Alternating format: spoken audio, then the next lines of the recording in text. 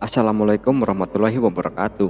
Salah seorang Aremania angkat bicara dan menceritakan kronologi sebenarnya.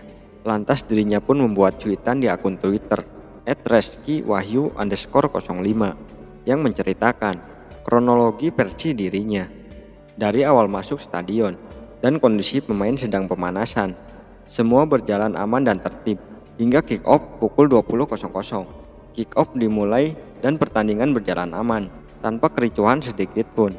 Yang ada hanya supporter Arema saling melontarkan Cywar, atau biasa disebut perang urat saraf, adalah suatu bentuk tindakan serangan yang dilancarkan menggunakan metode psikologi dengan tujuan membangkitkan reaksi psikologis yang telah terancang terhadap orang lain. ke arah pemain Persebaya.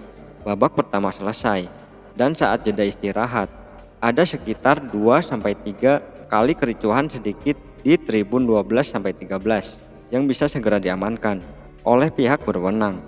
Babak kedua berlanjut dan tim Persebaya berhasil mencetak golnya yang ketiga. Arema FC semakin tampil menyerang, menggempur gawang Persebaya, tapi tidak ada gol yang tercipta. Semakin banyak serangan, semakin gemas juga supporter Arema menontonnya, hingga peluit akhir dibunyikan.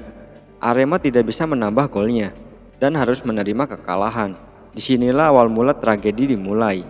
Setelah peluit dibunyikan, para pemain Arema tertunduk lesu dan kecewa. Pelatih Arema dan manajer tim mendekati tribun timur dan menunjukkan gestur minta maaf ke supporter.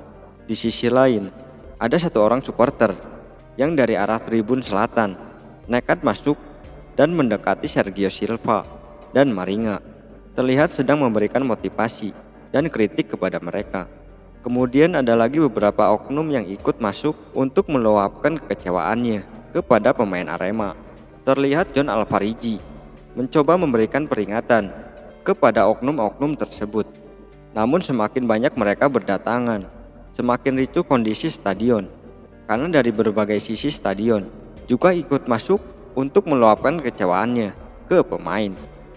Diikuti dengan lemparan-lemparan berbagai macam benda ke arah lapangan dan para supporter yang semakin tidak terkendali. Akhirnya pemain digiring masuk ke dalam ruang ganti dengan kawalan pihak berwajib.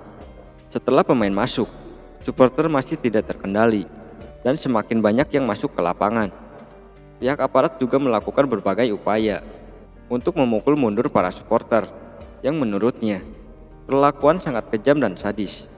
Dipentung dengan tongkat panjang, satu supporter dikeroyok aparat, dihantam tameng, dan banyak tindakan lainnya. Tapi saat aparat memukul mundur supporter di sisi selatan, supporter dari sisi utara yang menyerang ke arah aparat, yang semakin banyaknya supporter yang masuk ke lapangan, dan kondisi sudah tidak kondusif. Aparat menembakkan beberapa kali gas air mata ke arah supporter yang ada di lapangan.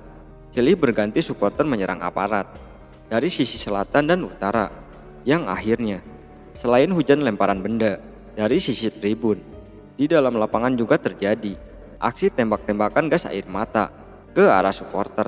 Terhitung puluhan gas air mata sudah ditembakkan ke arah supporter. Di setiap sudut lapangan telah dikelilingi gas air mata. Ada juga yang langsung ditembakkan ke arah tribun penonton, yaitu di tribun 10. Para supporter yang panik karena gas air mata semakin ricuh di atas tribun. Mereka berlarian mencari pintu keluar, tapi sayang pintu keluar sudah penuh dan sesak karena para supporter panik terkena gas air mata. Banyak ibu-ibu, wanita-wanita, orang tua, dan anak kecil yang terlihat sesak gak berdaya, gak kuat ikut berjubel. Arti berjubel di KBBI adalah penuh sesak, orang berkerumun dan sebagainya. Untuk keluar dari stadion, terlihat mereka sesak karena terkena gas air mata. Seluruh pintu keluar penuh dan terjadi macet. Di dalam stadion, mereka sesak karena gas air mata yang sudah ditembakkan ke berbagai arah. Sedangkan untuk keluar stadion pun gak bisa karena macet, penuh sesak di pintu keluar. Di luar stadion banyak yang terkapar dan pingsan karena efek terjebak di dalam stadion yang penuh gas air mata. Dan sekitar pukul 22.30 juga masih banyak insiden pelemparan batu ke arah mobil aparat.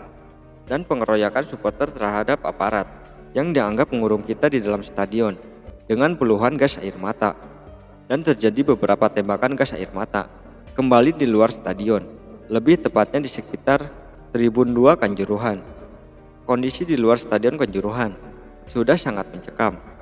Banyak supporter yang lemas, bergelimpangan, teriakan dan tangisan wanita, supporter yang berlumpuran darah, mobil hancur, kata-kata makian dan amarah, batu batako, besi, dan bambu berterbangan.